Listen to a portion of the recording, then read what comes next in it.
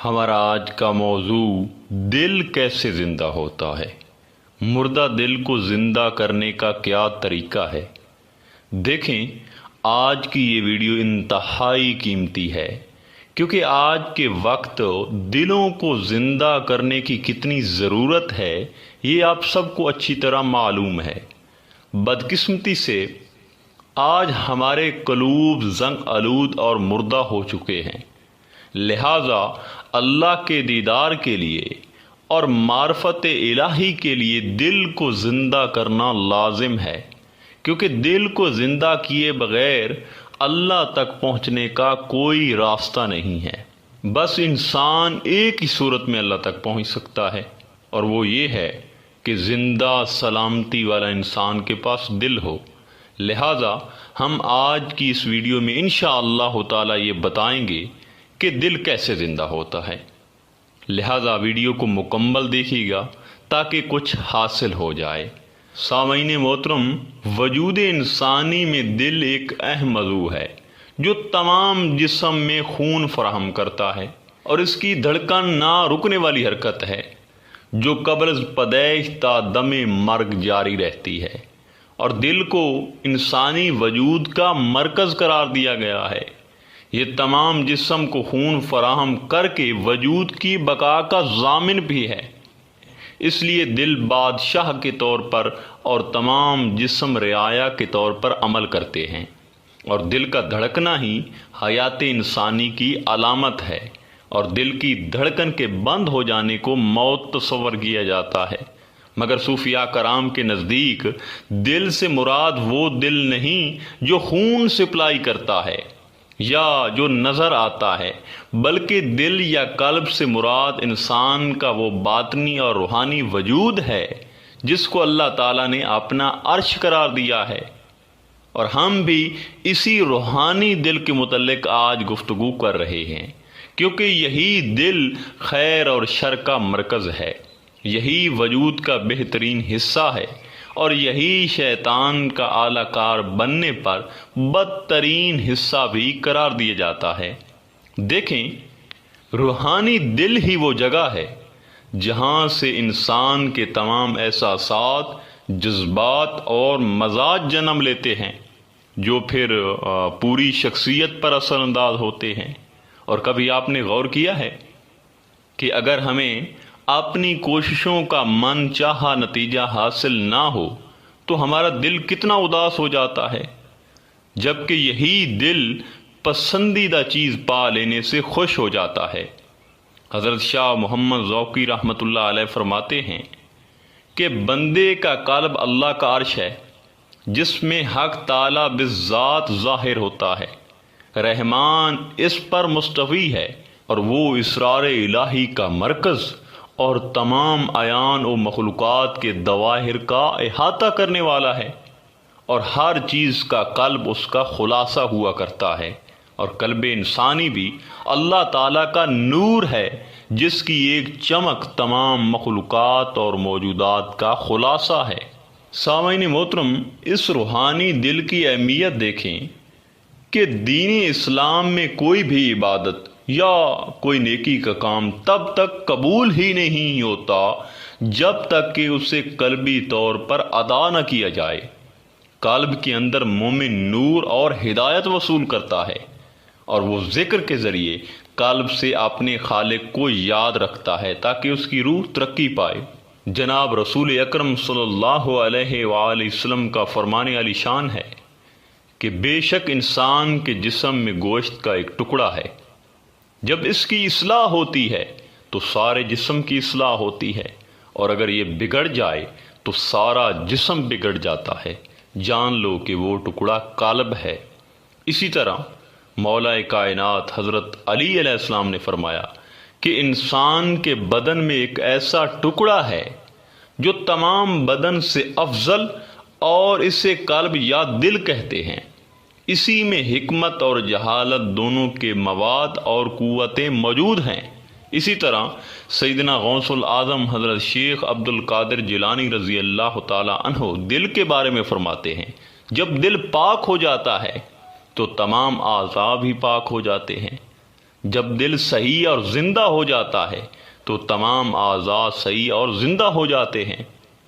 دیکھیں، اب یہ سوچنے والی بات ہے کہ یہ دل تو اللہ تعالیٰ کا عرش بھی ہے اور اسی میں ذات حق تعالیٰ بھی ہے، مگر باوجود اس کے ہم پر اسرار و رموز کیوں نہیں کھول رہے؟ جب وہ ذات حق اندر ہے تو ہمیں وہ ذات نظر کیوں نہیں آ رہی؟ اس کی وجہ کیا ہے؟ دراصل جدید دور کی رنگینیوں میں کھو کر انسان نے اپنے قلب کے نور کو ظلمت سے بدل دیا ہے۔ اور یاد رہے، جب قلب جہالت کے اندھیروں میں گم ہو جائے تو اس میں ذات حق تعالیٰ کیسے عیاں ہو سکتی ہے؟ دیکھیں، آج اللہ تعالیٰ سے دوری اختیار کر کے ہم محض نفسانی خواہشات اور لذات کے مطیع ہو گئے ہیں۔ آج ہماری حالت یہ ہے کہ ہم اللہ کو چھوڑ کر اللہ سے ہر چیز مانگ رہے ہوتے ہیں، ان چیزوں کے پیچھے دوڑ رہے ہوتے ہیں۔ ہم نے کبھی اللہ کو پانے کی جستجو ہی نہیں کی۔ ہمارے دلوں میں مال، دولت، لالچ، ہرس اور اولاد کی محبت ہے۔ ہمارے نوجوانوں کی زبان پر اللہ کا نام ہے جبکہ دل میں عورت ہوتی ہے۔ اب ایسے دل پر ذات حق تعالیٰ کیسے جلوہ نما ہو سکتی ہے؟ یہ تو زبان زندہ ہے اور دل مردہ ہے۔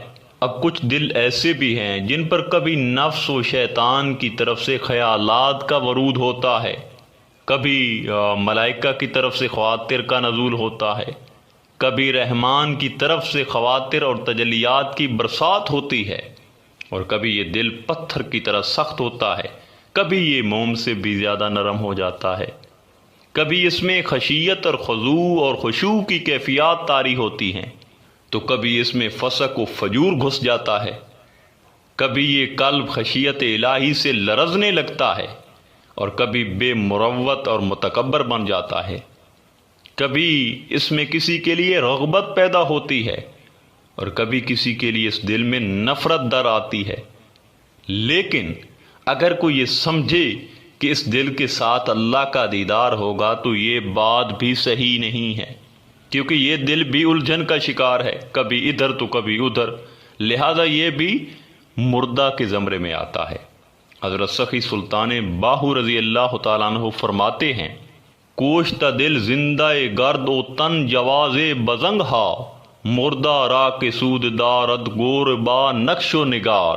اپنے دل کو زندہ کرنے کی کوشش کر تاکہ اعمال تن کے زنگ سے تجھے نجات ملے، کیونکہ دل کو زندہ کیے بغیر صرف اعمال تن کی زیب و زینت بالکل ایسے ہی بے سود ہے کہ جیسے مردہ کے لیے اس کی قبر پر نقش اور نگار بیکار اور بے سود ہوتے ہیں۔ دیکھیں سامعین، اصل زندگی تو حیات قلب ہے۔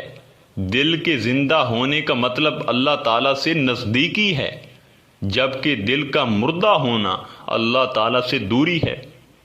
اللہ سے جڑنے والا دل زندہ اور اللہ سے دوری اختیار کرنے والا دل مردہ ہوتا ہے۔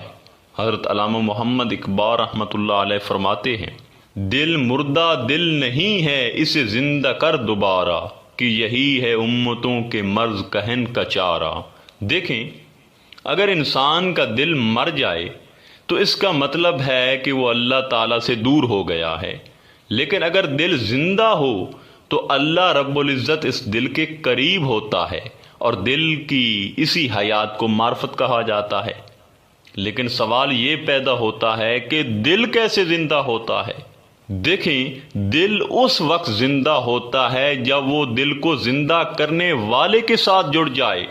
حضرت سخی سلطان باہو رضی اللہ تعالیٰ عنہ فرماتے ہیں، مرشد کامل ہی وہ طبیب ہے جو طالب صادق کی تمام باطنی بیماریوں کو قرآن پاک اور حضرت محمد صلی اللہ علیہ وآلہ وسلم کے طریقے سے ختم کر کے اسے سیر وہم عطا کرتا ہے اور طالب کو باطن کی حقیقی راہ پر گامزن کرتا ہے۔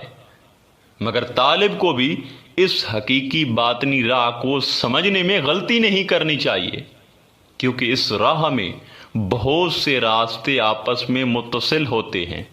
پس مرشد کامل مرید کے باطنی حواس کو اپنے تصرف سے بیدار کرتا ہے اور اس کے دل کو نئی زندگی عطا کرتا ہے۔ آپ مزید فرماتے ہیں، مرشد اپنے تصرف سے مرید کے دل کو مکمل طور پر زندہ کرتا ہے اور تمام غیر ما سوا اللہ کو دل سے نکال دیتا ہے، اور یہ صرف مرشد کے باطنی تصرف کی بدولت ہی ممکن ہے۔ چنانچہ حضرت محمد صلی اللہ علیہ وآلہ وسلم اپنے مرید صادق کے حق میں فرماتے ہیں، ابو بکر کی فضیلت نہ تو کثرت نماز کی وجہ سے ہے اور نہ ہی کثرت تلاوت اور روزہ کی وجہ سے ہے، بلکہ ان کی فضیلت ان کے دل میں قرار پکڑنے والی چیز کی وجہ سے ہے۔ اور وہ چیز کیا ہے؟ دیکھیں، مرشد کامل اکمل مرید کو ذکر اور تصور اسم الذات عطا فرماتا ہے، کیونکہ ذکر اور تصور اسم الذات کے بغیر نفس ہرگز نہیں مرتا، اور جب تک نفس نہ مرے دل زندہ نہیں ہوتا۔ حضرت سخی سلطان باہو رضی اللہ تعالیٰ عنہ فرماتے ہیں، اے جان عزیز، تمام انبیاء اور رسل، اولیاء اور شہداء کو کمال ذکر دل یعنی ذکر خفی سلطان الاذکار سے حاصل ہوا ہے، اور ذکر خفی مرشد کامل اکمل کی عطا ہے۔